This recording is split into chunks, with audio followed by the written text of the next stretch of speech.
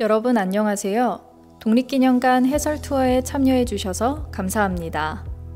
저는 여러분을 안내할 독립기념관 해설사입니다. 오늘의 여행지는 아름다운 물의 도시이자 중국의 디지털 경제 중심지 항저우입니다. 목적지까지 안전하고 즐거운 여행 되시길 바랍니다.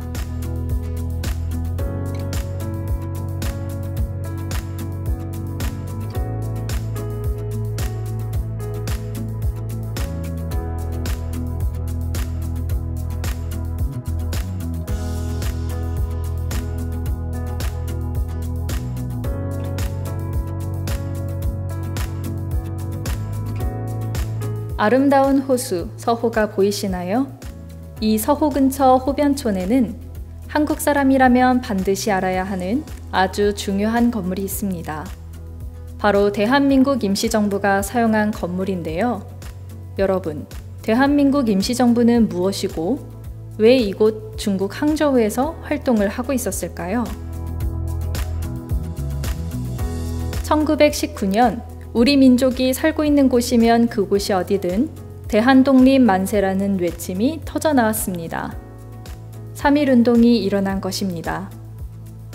우리 민족은 3.1운동을 통해 일제 식민지배를 거부한다는 뜻을 밝히고 우리가 독립된 나라의 자주민이라고 선언했습니다.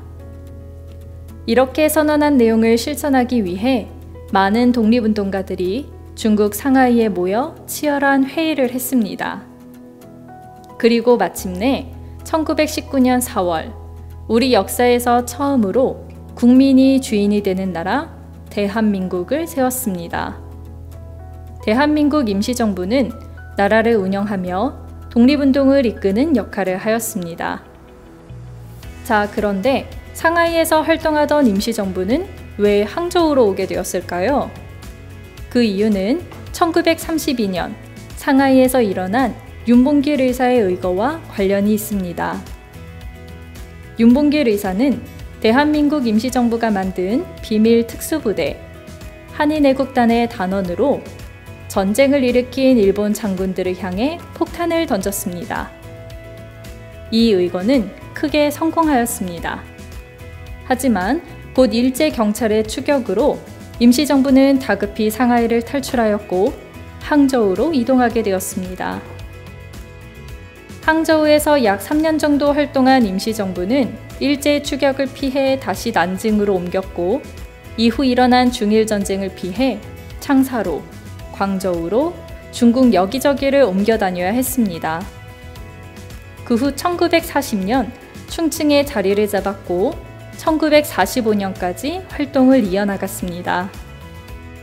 일제 추격뿐 아니라 전쟁 속에서 중국의 여러 도시를 옮겨 다닌 임시정부가 청사를 마련하는 것은 매우 어려웠습니다. 때문에 임시정부가 이동 시기에 사용했던 청사 중 그 모습이 현재까지 온전하게 남아있는 것은 항저우 청사가 거의 유일합니다. 자, 그럼 이제부터 대한민국 임시정부의 항저우 청사를 함께 살펴볼까요? 항저우로 온 임시정부는 일제 추격을 피하기 위해 여러 번 청사를 옮겼는데요. 이곳은 임시정부가 1934년 1월부터 11월까지 사용했던 청사입니다. 이 건물 전체를 임시정부가 사용한 것은 아니었고 이 중 23호를 사용하였습니다. 여기가 23호입니다. 그럼 함께 들어가 보겠습니다. 이곳은 임시정부 회의실입니다.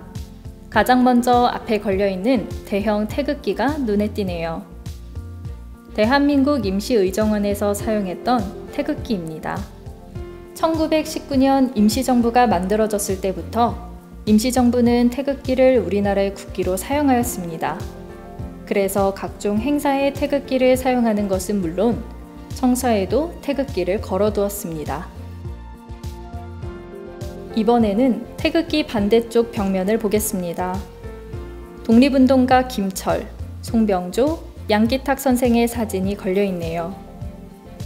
임시정부의 항저우 청사를 책임지고 이끌었던 분들입니다. 그런데 임시정부 하면 떠오르는 김구 선생, 이동영 선생이나 다른 지도자들의 모습은 왜 보이지 않을까요? 일제는 김구 선생에게 현재 금액으로 약 200억에 달하는 현상금을 내걸고 쫓고 있었습니다. 이런 상황에서 임시정부 사람들이 한 곳에 모여 활동하는 것은 굉장히 위험했죠. 그래서 김구 선생, 이동영 선생 등은 항저우 근처 자신과 하이엔에서 중국인들의 도움을 받아 피난 생활을 하고 있었습니다. 임시정부 이동 시기에는 이렇게 청사가 있는 곳과 지도자들이 활동하는 곳이 다른 경우가 자주 있었습니다. 회의실을 지나 부엌으로 가보겠습니다. 임시정부 사람들이 먹을 음식을 준비했던 작은 부엌입니다. 동그란 식탁과 의자, 그릇들이 보이네요. 식탁 위에 독립운동가들이 주로 드셨던 음식을 놓아볼까요? 김구 선생이 즐겨 드셨다는 쫑즈, 김구 선생의 어머니인 광락원 여사가 중국인 채소상이 버린 배추 껍데기를 주워 담갔다는 우거지 김치. 이분의 음식을 안 먹어본 사람은 독립운동가가 아니다 라는 말이 있을 정도로 많은 독립운동가들에게 음식을 대접했던 오건혜 선생의 짠지볶음. 독립운동가들은 소박하지만 정성스러운 음식을 먹고 힘을 냈을 겁니다. 계단을 오르면 먼저 보이는 침실은 나무 바닥에 작은 침대와 몇 개의 가구가 놓인 아주 소박한 모습입니다. 조금 더 계단을 올라가 집무실로 들어가 볼까요? 방금 침실을 둘러보았는데 비슷한 침대가 이곳 집무실에도 놓여 있죠. 임시정부 지도자들은 이곳에 모여 머리를 맞대고 독립운동의 방향과 전략을 토론하였습니다. 근처에 가족들과 사는 집이 따로 있었지만 열띤 토론은 항상 밤늦게까지 이어졌고 그럴 땐 이곳에서 잠을 청하기도 하였습니다. 자, 지금까지 대한민국 임시정부 항저우 청사의 내부를 둘러보았는데요. 이 다음 공간은 임시정부의 활동을 소개하는 전시실입니다. 이동하여 전시실도 간단히 둘러보겠습니다. 먼저 등장하는 내용은 상하이 시기 대한민국 임시정부입니다. 오른쪽을 먼저 볼까요? 오른쪽에 1919년 임시정부가 사용한 초창기 청사의 모습이 보이네요. 이곳 항저우 청사와는 또 다른 느낌입니다. 건물 2층에는 대한민국 임시정부 청사라는 걸 보여주듯 태극기를 걸어 놓았습니다. 다시 정면을 보면 윤봉길 의사의 상하이 의거가 전시되어 있습니다. 이 사건으로 임시정부는 상하이를 떠나게 되었죠. 바로 왼쪽을 보겠습니다. 왼쪽에는 상하이를 탈출하는 김구 선생의 이야기가 그림으로 등장합니다. 다음은 이동시기 임시정부의 활동입니다. 아까 1층에서 보았던 김철, 송병조, 양기탁 선생의 모습과 항저우를 비롯한 이동시기 임시정부의 활동이 소개되어 있습니다.